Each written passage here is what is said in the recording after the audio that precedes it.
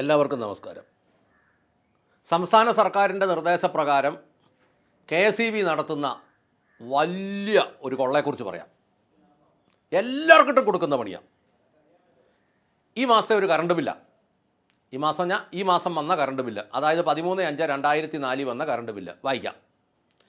Energy charge 3212.8 പൈസ, അല്ല 80 പൈസ, 3212.80 പൈസ.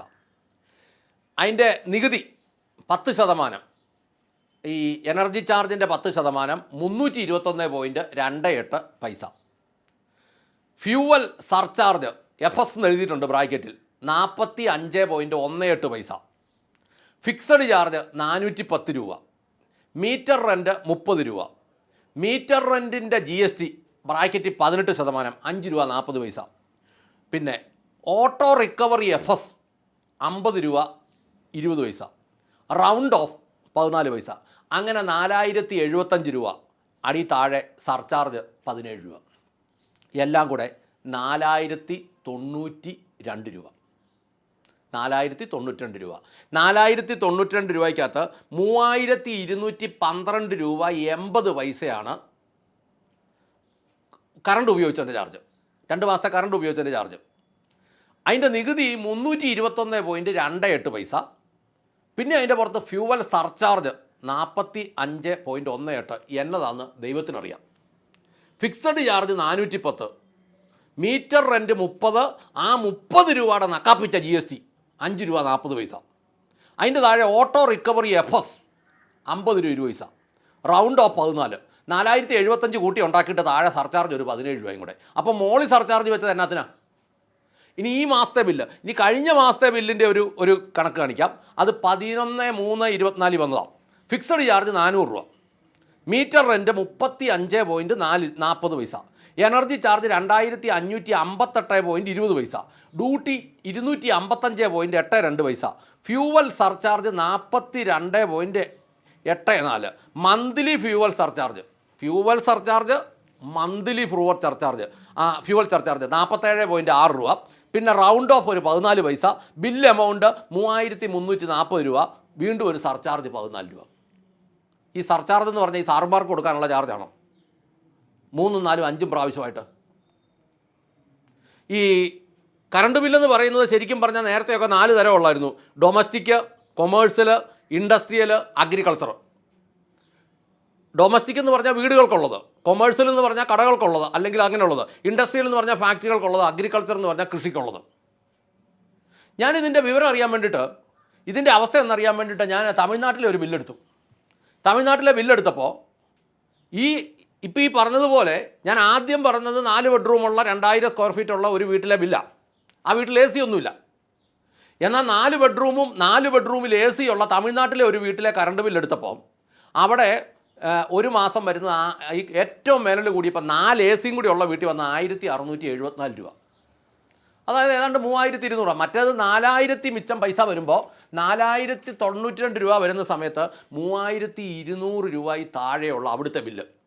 അവിടുത്തെ ബില്ലിനകത്ത് വേറെ വലിയ കാര്യങ്ങളൊന്നുമില്ല. അവിടുത്തെ ബില്ലൊന്ന് വായിക്കാം. 2300 എന്നെഴുതിയിട്ട് CC ചാർജസ് 1515 രൂപ.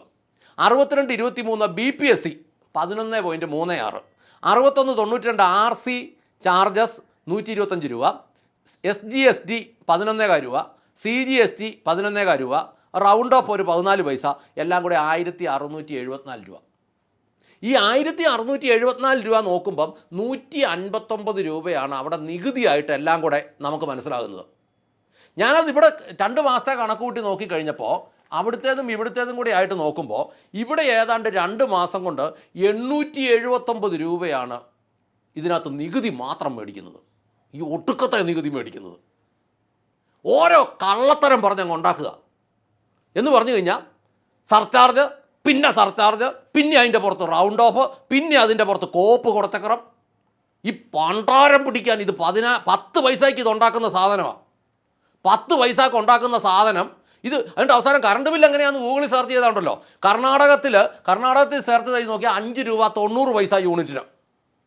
തമിഴ്നാട്ടിൽ സെർച്ച് ചെയ്ത് നോക്കിയാൽ 5 രൂപ 50 പൈസ. കേരളത്തിൽ സെർച്ച് ചെയ്ത് നോക്കുമ്പോൾ കോപ്പ് മനസ്സിലാക്കാത്ത രീതി മണ്ടേന്ന് താഴെ വരെ ഉണ്ടാക്കി വെച്ചിരിക്കുക.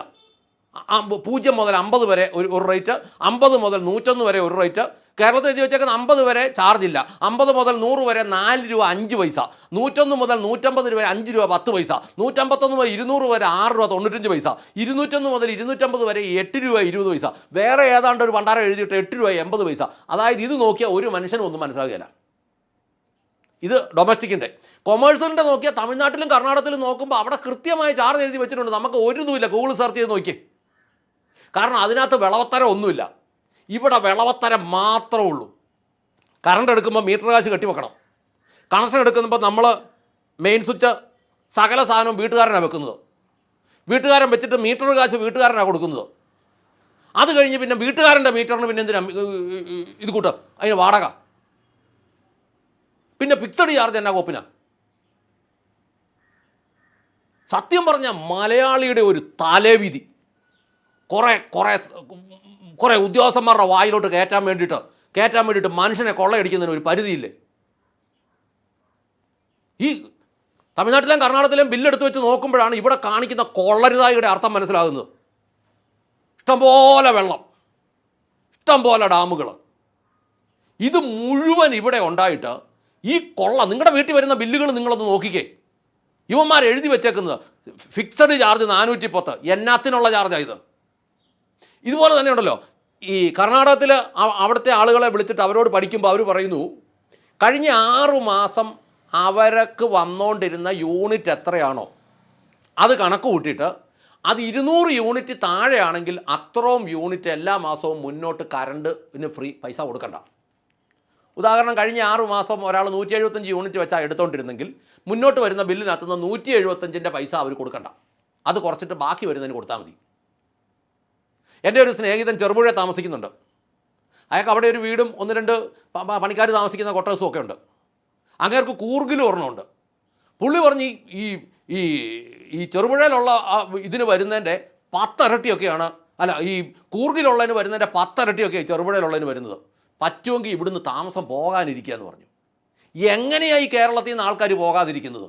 പിഴിഞ്ഞ് ഈ ഒടുക്കത്തെ മേടിച്ച് ഇത് മുഴുവൻ ഉദ്യോഗസ്ഥന്മാരുടെയും പെൻഷൻകാരുടെയും വായിലോട്ട് തള്ളുമല്ലേ.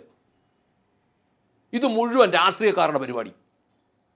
സാധാരണ ജനത്തിനെ ഇങ്ങനെ കൊള്ളയടിക്കുന്ന ഒരു പ്രസ്ഥാനം. ഇത് ഫ്യൂവൽ സർചാർജ് 42 രൂപ 84 രൂപ കഴിഞ്ഞ മാസത്തെ ബില്ലല്ല. മന്ത്ലി ഫ്യൂവൽ സർചാർജ് ഇതെന്നാ ഈ ഇടപാടാ? Fuel surcharge 42. ഇത് ഹൈക്കോടതിയിലൊക്കെ പോകേണ്ട കേസാണ് ഇത്. ഈ ബില്ല് വെച്ചോണ്ട് കോടതി പോകാൻ എൻ്റെ കയ്യിൽ ഒരു സാഹചര്യം ഇല്ലാട്ടല്ല, അല്ല ഞാനിതിന് കോടതി പോയനെ.